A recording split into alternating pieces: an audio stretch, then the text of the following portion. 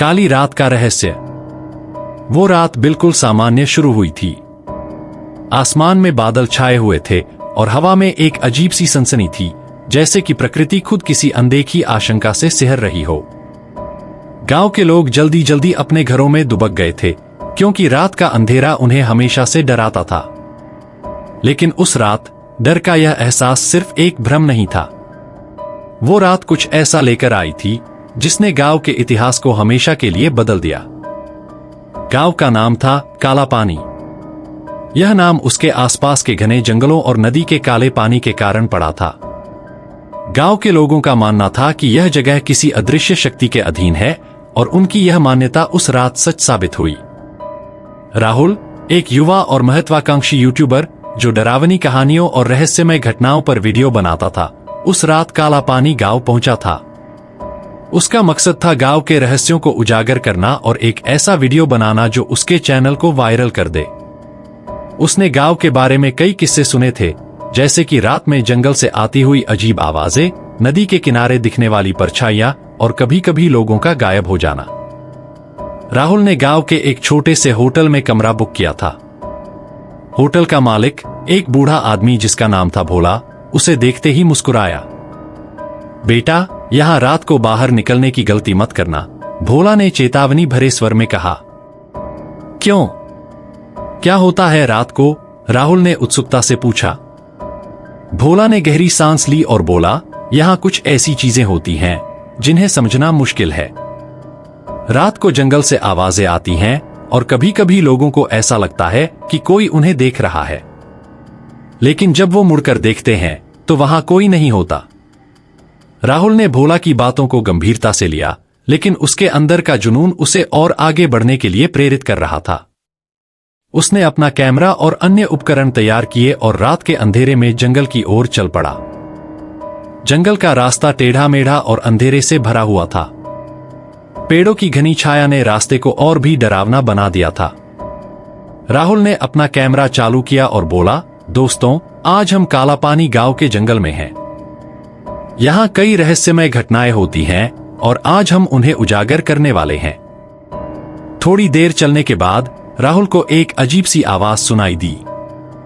वो आवाज किसी के रोने जैसी थी, लेकिन उसमें एक अजीब सी विकृति थी। राहुल ने अपना कैमरा उस दिशा में घुमाया और धीरे धीरे आगे बढ़ने लगा। अचानक उसने देखा कि एक पेड़ के नीचे एक सफेद कपड़े में लिपटी हुई एक आकृति खड़ी है। राहुल का दिल तेजी से धड़कने लगा। उसने कैमरा और पास ले जाने की कोशिश की, लेकिन जैसे ही वो करीब पहुंचा, वो आकृति गायब हो गई। क्या बकवास है, राहुल ने अपने आप से कहा। उसने अपने आसपास नजर घुमाई, लेकिन वहां कोई नहीं था। तभी उसके पीछे से एक ठंडी हवा का झोंका आया और उसे लगा जैसे कोई उसकी गर्दन पर सांस ले रहा हो। राहुल ने तेजी से मुड़कर देखा, लेकिन वहां कोई नहीं था।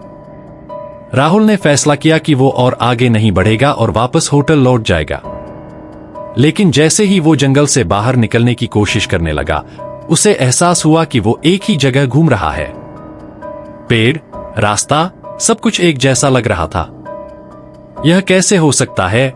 राहुल ने खुद से पूछा। उसने अपना फोन निकाला, लेकिन वहां कोई सिग्नल नहीं था। तभी उसने फिर से वो रोने की आवाज सुनी। इस बार आवाज और जोरदार थी। राहुल ने उस दिशा में देखा और एक झोंपड़ी दिखाई दी। झोंपड़ी का दरवाजा खुला हुआ था और अंदर से हल्की सी रोशनी आ रही थी। राहुल ने सोचा कि शायद वहां कोई मदद मिल सकती है। वो झोंपड़ी के अंदर गया और देखा कि वहां एक बूढ़ी औरत बैठी हुई है। उसकी आंखें बंद थीं और वो कुछ बुदबुदा रही थी। नमस्ते, क्या आप मेरी मदद कर सकती हैं? राहुल ने पूछा। बूढ़ी औरत ने धीरे धीरे अपनी आंखें खोलीं और राहुल की ओर देखा। उसकी आंखें खाली और भयानक थीं। तुम यहां क्यों आए हो? उसने धीमे स्वर में पूछा। मैं यहां के रहस्यों को उजागर करने आया हूं, राहुल ने जवाब दिया। बूढ़ी औरत ने गहरी सांस ली और बोली, तुम्हें यहां नहीं आना चाहिए था। यह जगह शैतान के अधीन है। यहां जो भी आता है वो कभी वापस नहीं जाता। राहुल को लगा जैसे उसके रोंगटे खड़े हो गए हैं। क्या आप मेरी मदद कर सकती हैं? उसने फिर से पूछा।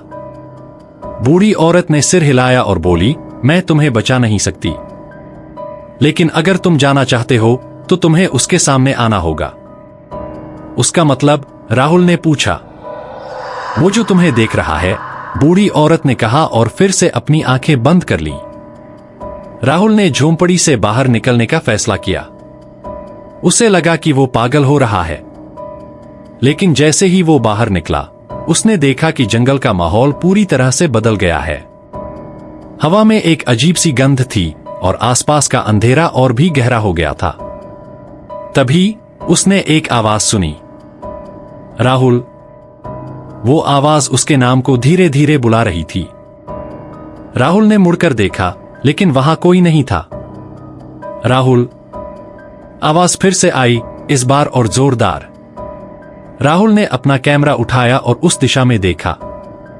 कैमरे की स्क्रीन पर उसने एक काले रंग की आकृति देखी जो धीरे धीरे उसकी ओर बढ़ रही थी।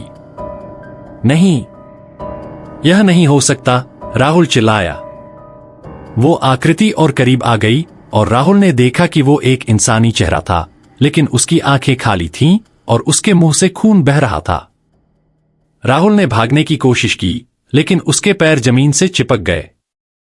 वो आकृति उसके करीब आती गई और अचानक सब कुछ अंधेरे में डूब गया। अगली सुबह गांव के लोगों ने राहुल का कैमरा जंगल के किनारे पाया। कैमरा खुला हुआ था और उसकी बैटरी खत्म हो चुकी थी।